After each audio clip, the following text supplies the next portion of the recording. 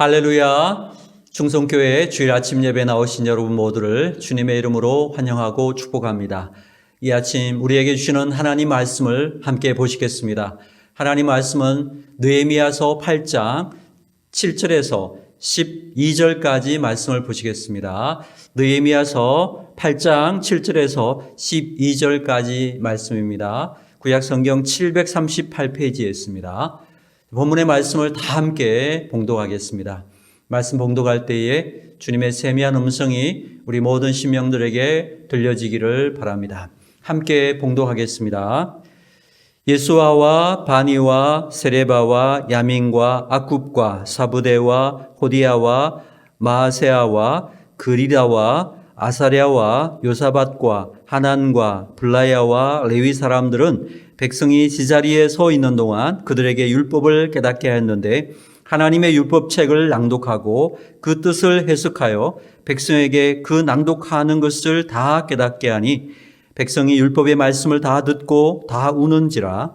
총독 느헤미야와 제사장 겸 학사 에스라와 백성을 가르치는 레위 사람들이 모든 백성에게 이르기를 오늘은 너희 하나님 여호와의 성일이니 슬퍼하지 말며 울지 말라 하고, 느헤미야가 또 그들에게 이르기를 너희는 가서 살찐 것을 먹고 단 것을 마시되 준비하지 못한 자에게는 나누어 주라.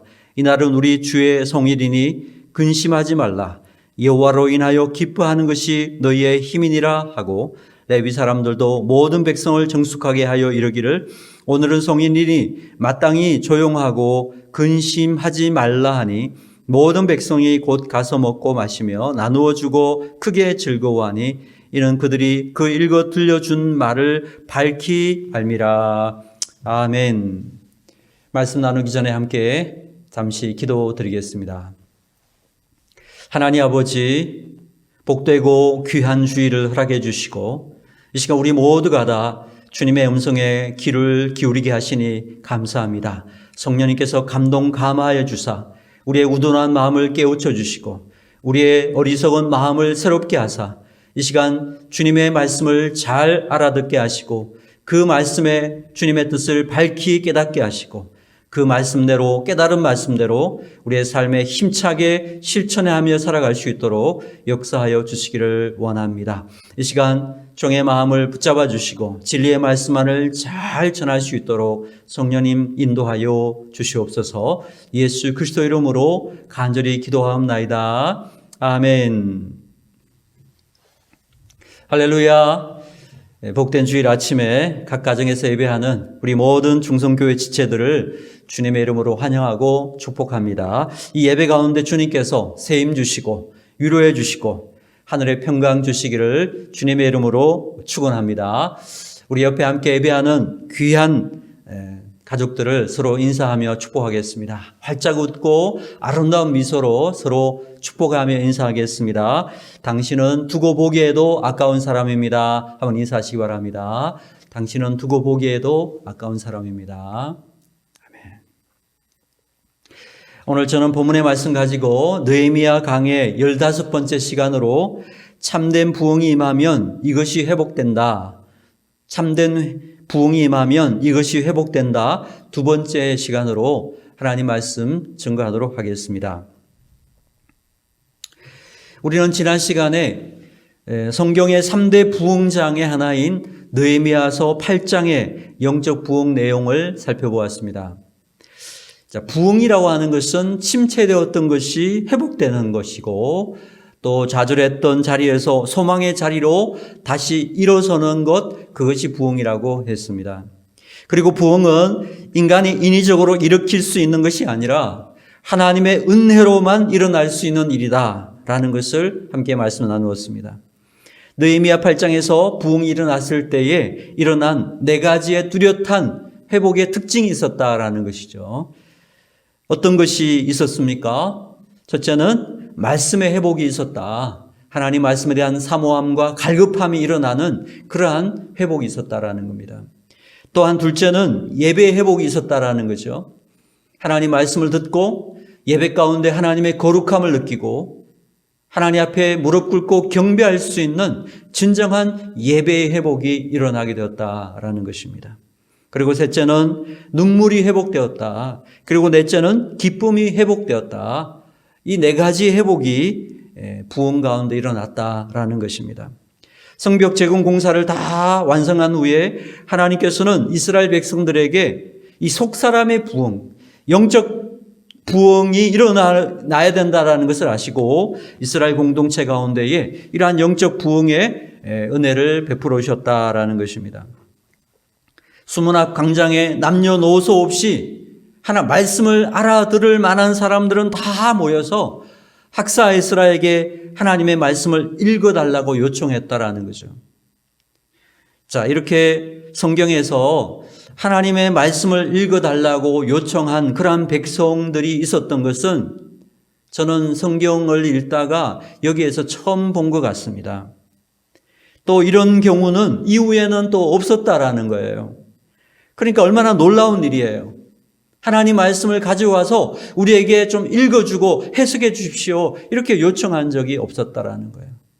그러니까 어떻게 보면 하나님 말씀이 없는 그러한 신앙생활을 했기 때문에 이스라엘 백성들이 하나님을 떠나고 우상을 숭배하지 않았을까 이런 생각도 해봅니다.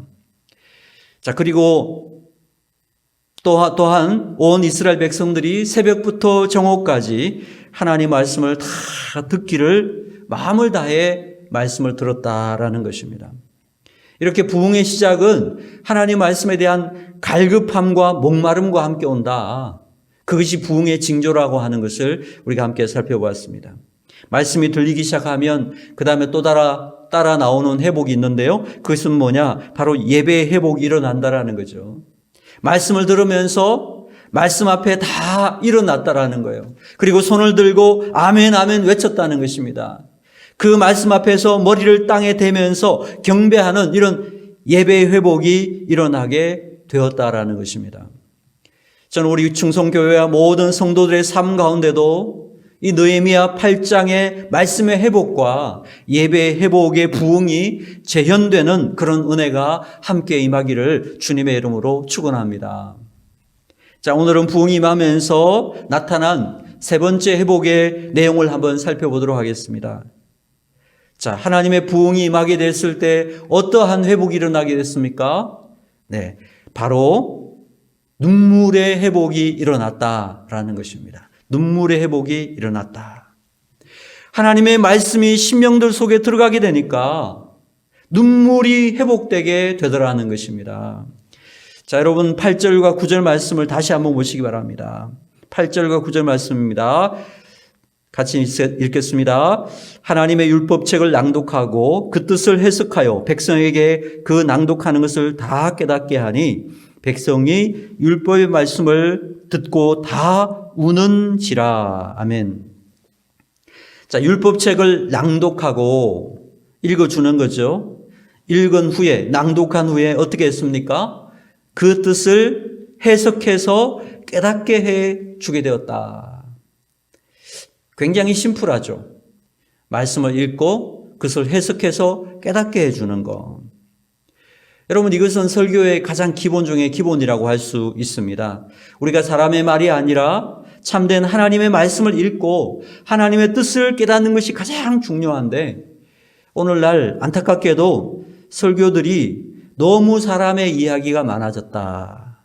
예화가 많아지고 사람의 이야기가 더해져서 오히려 설교가 하나님의 뜻을 깨닫는데 더 방해가 될 때가 있다라는 것입니다.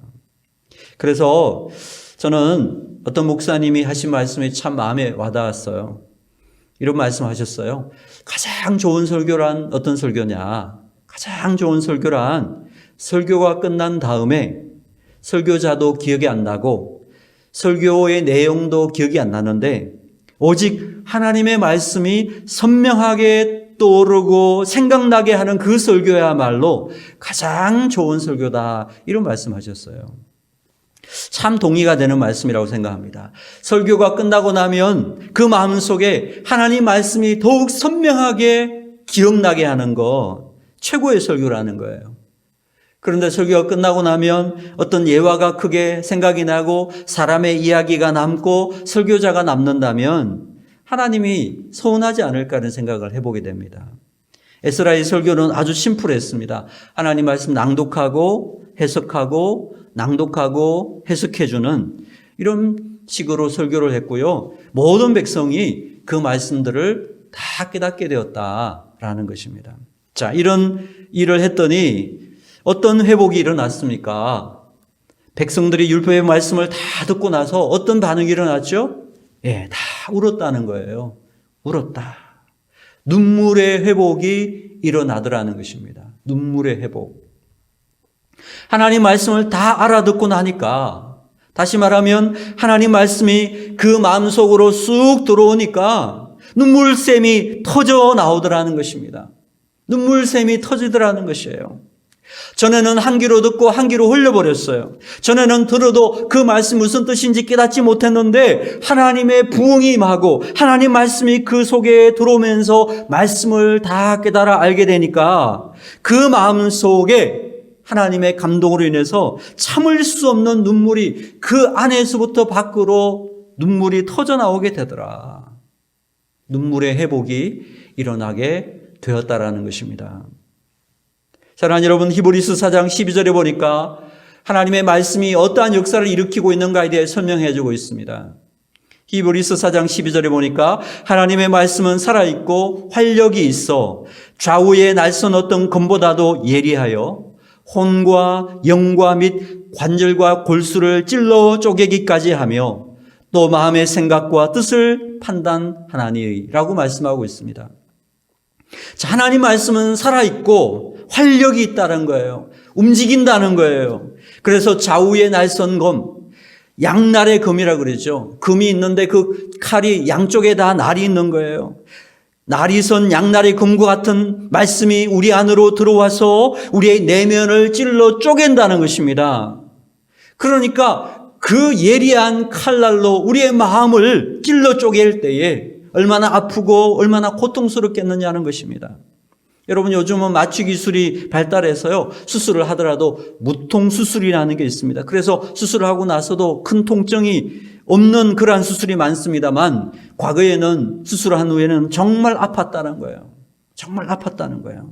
관절과 골수를 찔러 쪼개는 그런 고통을 경험하고 나면 눈물 흘리지 않는 그런 사람이 누가 있겠느냐라는 것입니다. 하나님 말씀 우리 속에 쑥 들어오면 그 말씀 때문에 찔리고 아프고 괴로워서 회개하지 않을 수 없는 그런 눈물들이 터져 나오게 되더라는 것입니다. 눈물의 회복인 것입니다.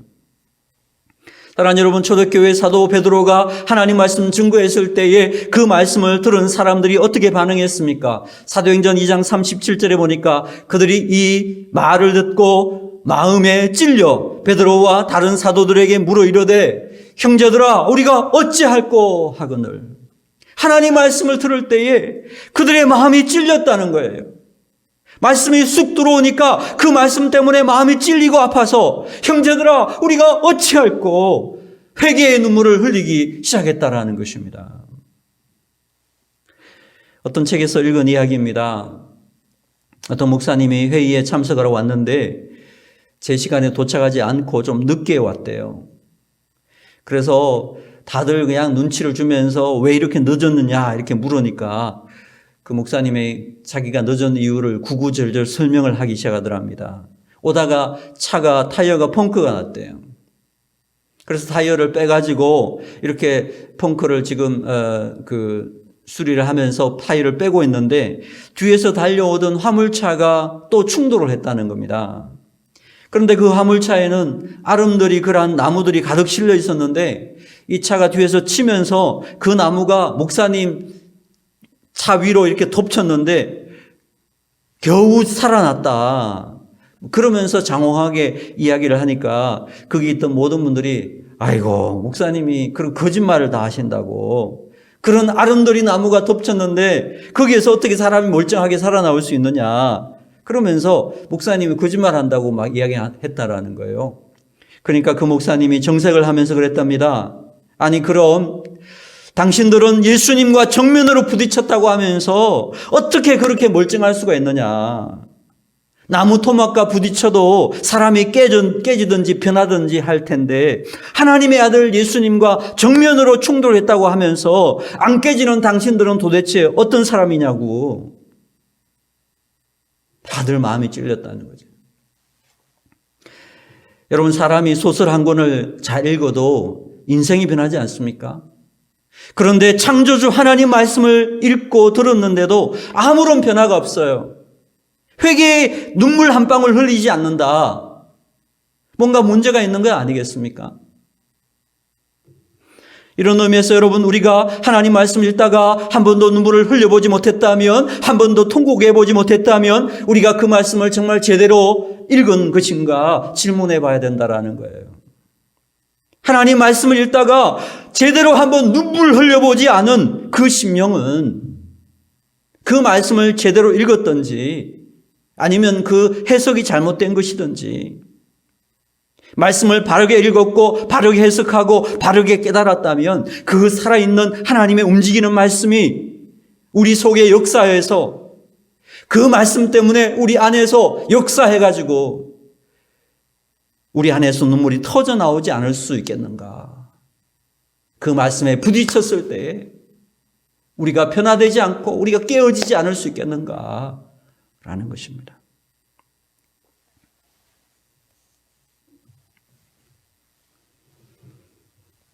팔 절 9절을 다시 보시기 바랍니다. 8절 9절 다시 보세요. 하나님의 율법책을 낭독하고 그 뜻을 해석하여 백성에게 그 낭독하는 것을 다 깨닫게 하니 백성이 율법의 말씀을 듣고 다 우는지라. 총독 느헤미야와 제사장 겸 학사 에스라와 백성을 가르치는 레위 사람들이 모든 백성에게 이르기를 오늘은 너희 하나님 여호와의 성일이니 슬퍼하지 말며 울지 말라 하고. 이스라엘 백성들이 하나님 말씀을 듣고 우리가 그동안 얼마나 하나님의 뜻과 상관없이 살았는가. 왜 우리가 70년간의 포로 시간에 그 고통스러운 시간을 보냈는가. 그리고 왜 하나님이 다시금 우리에게 이런 회복을 주셨는가. 이것을 말씀 가운데서 깨닫기 시작했다는 거예요. 그것을 깨닫게 되면서 그들 마음속에 깊이 터져나오는 눈물이 있었다는 것입니다. 사랑하는 여러분, 우리도 하나님 말씀을 받고 그 말씀 앞에서 눈물이 터져나오는 이런 회복이 필요하다라는 것입니다. 어쩌면 마치 바벨론 포로기 기간처럼 지금 우리도 코로나19라고 하는 곳에 사로잡혀서 우리 교회에 나가서 함께 예배드리지도 못하고 마음껏 친구들과 교제할 수도 없고 함께 모여서 뜨겁게 기도할 수도 없는 그런 시간들을 1년 넘게 경험하고 있습니다.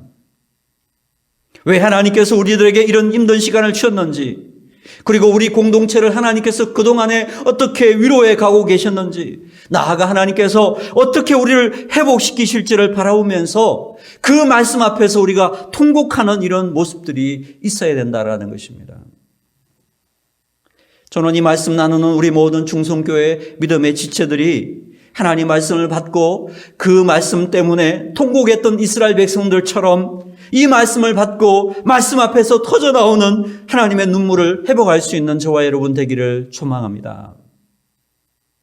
말씀 때문에 인간적인 눈물을 짜내는 것이 아니라 그 하나님의 말씀, 하나님의 뜻을 깨닫고 그 깊은 하나님의 역사하는 말씀 때문에 자연스럽게 터져나오는 그런 눈물의 회복이 저와 여러분 삶 가운데 충만하게 임하게 되기를 주님의 이름으로 축원합니다. 네 번째 마지막 회복은 무엇입니까? 기쁨의 회복이 되었다라는 것입니다. 기쁨의 회복입니다. 10절을 다 같이 읽겠습니다. 10절 시작. 느헤미야가 또 그들에게 이르기를 너희는 가서 살찐 것을 먹고 단 것을 마시되 준비하지 못한 자에게는 나누어 주라. 이날은 우리 주의 성일이니 근심하지 말라. 여호와로 인하여 기뻐하는 것이 너희의 힘이니라 하고. 기쁨이 회복되는 그런 부흥이 임하게 되었다라는 것입니다. 여러분, 기쁨이 있다고 다 부흥이라고 할 수 없을 것입니다. 영적 부흥이 일어나면서 회복된 기쁨은요, 일반적인 기쁨과는 다른 기쁨이더라는 것입니다. 어떤 기쁨일까요? 이 기쁨은 내 기분이 좋아서 나오는 기쁨이 아닙니다. 사업이 성공해서 돈을 많이 벌어서 시험이 합격해서 승진해서 얻는 그런 기쁨이 아니라는 것입니다. 이 영적인 부흥의 기쁨은 하나님의 존재 자체만을 기뻐하는 기쁨의 회복이라는 것입니다. 이 영적 부흥의 기쁨은 하나님의 존재 자체만을 기뻐하는 기쁨의 회복이라는 거예요. 10절 하반절을 다시 보십시오. 여호와로 인하여 기뻐하는 것이 너희의 힘이니라. 무엇을 기뻐하는 것이요?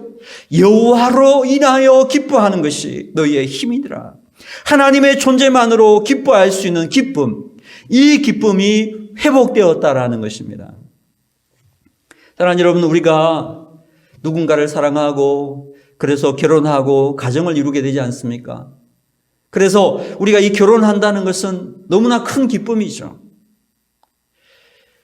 너무나 큰 기쁨. 이것이 바로 결혼이 있죠. 그래서 우리 결혼을 앞둔 많은 커플들이 너무나 행복해하고 기뻐하는 것을 볼 수 있습니다. 이 결혼을 앞둔 커플들을 상담하는 것을 혼전 상담이라고 하는데, 전에 혼전 상담을 하는 어떤 형제에게 물어보았습니다. 형제, 왜 결혼을 하려고 합니까? 이렇게 물으니까 그 형제가 이렇게 대답을 했어요. 이제 밥도 해주고 빨래도 해주고 청소도 해주고 뭐 이런 쭉 이야기하면서 그래서 너무 기쁘다 이런 이야기했어요. 그런데 그 이야기를 듣고 있던 옆에 앉아있던 자매의 얼굴이 점점 어두워지기 시작했어요. 아니, 이놈이 결혼하는 게 무슨 파출부를 지금 데리고 오는 걸로 생각하나, 뭐 이런 표정을 짓고 있는 거예요. 남자가 하는 말이 틀린 말은 아니죠. 뭐 그러한 것들이 결혼하면 있을 수 있죠. 요즘은 물론 남녀가 같이 육아도 하고 가사도 하기 때문에 일방적으로 뭐 혼자만 가사 일을 하는 것, 여성이 하는 건 아니지만 그래도 반반이라도 하는 거니까, 서로 힘들고 피곤할 땐 서로 도와주는 거니까 이런 편리함들이 있죠. 그러나 그것은 결혼 생활의 부수적인 것이죠. 본질적인 것이 아니라는 것입니다. 결혼이란 내가 사랑하는 사람과 늘 함께 할 수 있는 것, 그래서 좋은 것입니다. 그래서 본질적인 기쁨인 것입니다. 사랑하는 사람과 늘 함께 할 수 있다는 것, 그것이 기쁨인 거예요. 저도 연애할 때 보니까 데이트하다가 이제 저녁 되면, 헤어질 때가 되면 너무너무 힘든 거예요. 함께 있고 싶은데 기숙사로 돌아가야 되니까 헤어지는 것이 너무 괴로운 거예요. 같이 있었으면 너무너무 좋겠다, 그런 생각이 가득하다가 결혼을 딱 하니까 얼마나 좋은지 몰라요. 24시간 볼 수 있으니까, 사랑하는 사람과 함께 24시간을 보내면 너무너무 좋으니까, 거기에서 오는 기쁨, 그것이 바로 결혼 생활의 기쁨이죠. 지금 30년째 누리고 있어요. 그렇죠? 이것이 바로 본질적인 기쁨이라는 것입니다. 사랑하는 여러분, 우리도 마찬가지입니다. 하나님께서 우리에게 주신 많은 선물들이 있어요.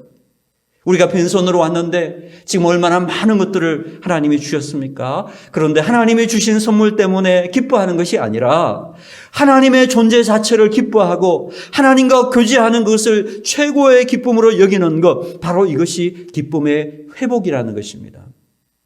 우리는 어느 순간 하나님이 주신 것들을 기뻐하고 하나님이 주신 선물을 너무나도 사모하고 그것을 더 기뻐하니까 우리의 마음속에 있었던 영적인 기쁨들을 다 잃어버리지 않았습니까? 그런데 이제 하나님 부흥이 오니까 그러한 선물이 아니라 하나님 자체에 초점을 맞추는, 사랑하는 하나님과 함께 한다고 하는 그것에 초점을 맞추니까요, 기쁨이 회복이 되기 시작하는 거예요. 본질적인 기쁨이 막 솟아나기 시작하더라는 것입니다. 제가 전도사 시절에 너무 바빠가지고 아이들 얼굴을 잘 못 봤습니다. 새벽에 나가면은 저는 늦게 들어오니까 또 집에 와서도 밥 먹고는 또 새벽 설교 준비를 하다 보니까 아이들과 시간을 같이 많이 못 보냈어요. 하루는 우리 큰애가 책 한 권을 들고 설교 준비하는 제 옆에 앉는 거예요. 그래서 뭐 하냐 그러니까 아빠 옆에 앉아 있고 싶다는 거예요. 그때 제 마음이 참 찡했습니다. 찡했어요. 그러면서 그 큰애가 너무너무 예쁜 거예요. 왜 그럴까요? 아니, 뭘 요구하는 게 하나도 없어요. 무슨 과자를 요구합니까? 아이스크림 사달라 합니까? 돈 달라고 합니까? 그냥 아빠 옆에 얼굴 보면서 앉아있고 싶다는 거예요. 그러니까 얼마나 제가 기쁨이 있겠어요. 이게 바로 본질적인 기쁨이에요. 본질적인 기쁨. 다른 거 필요 없어요. 그냥 아빠 옆에 앉아있고 싶고 아빠 얼굴 보고 싶다. 사랑하는 여러분, 우리가 하나님 앞에 나오는 이유는 여러 가지가 있을 수 있습니다. 우리 자녀들을 생각하면서, 남편과 아내를 생각하면서, 우리 사업을 위해서, 건강을 위해서, 승진을 위해서, 이런 것들도 우리가 하나님이 주시죠. 하나님 앞에 나오면 주십니다. 그러나 하나님 자신만을 바라보고 하나님을 만나는 것이 기쁨이 되는 삶, 하나님 존재만으로도 충분합니다. 이 고백이 우리 안에 있을 때 하나님은 너무 기뻐하신다는 거예요. 이것이 회복되어야 된다는 거예요. 여러분, 우리가 잘 아는 하박국서에 보면 이런 말씀이 있습니다. 하박국서 3장 17절 18절에 보면 비록 무화과 나무가 무성하지 못하며 포도나무에 열매가 없으며 감람나무에 소출이 없으며 밭에 먹을 것이 없으며 우리의 양이 없으며 외양간에 소가 없을지라도 나는 여호와로 인하여 즐거워하며 나의 구원의 하나님으로 말미암아 기뻐하리로다. 우리 자주 부르는 찬양이죠. 무화과 나무 잎이 마르고 이런 찬양이죠.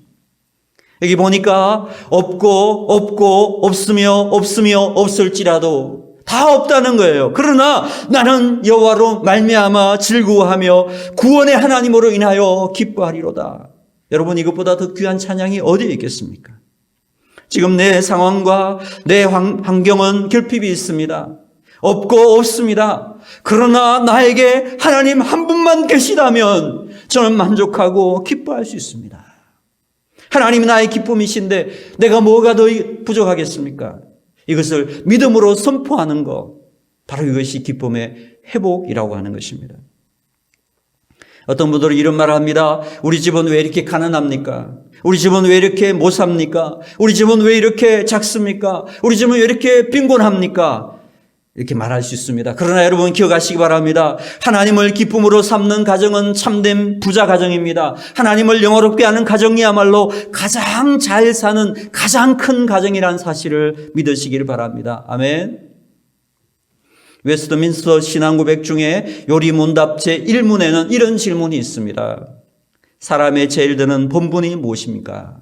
그리고 이런 대답을 합니다. 사람의 제일 되는 본분은 하나님을 영화롭게 하며 그를 영원토록 즐거워하는 것입니다. 그렇습니다. 사람의 가장 큰 본분은 하나님을 영화롭게 하고 그를 영원토록 즐거워하는 것입니다. 이것보다 더 중요한 본분은 없다라는 것입니다.